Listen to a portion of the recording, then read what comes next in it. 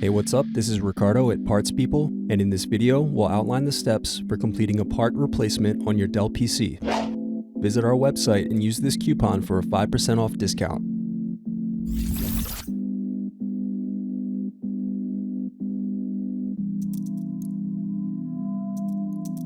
First, unscrew and remove bottom base.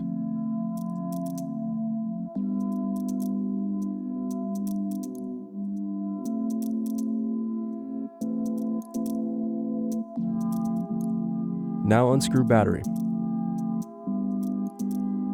Next, unscrew and remove battery. Now unscrew and remove heatsink.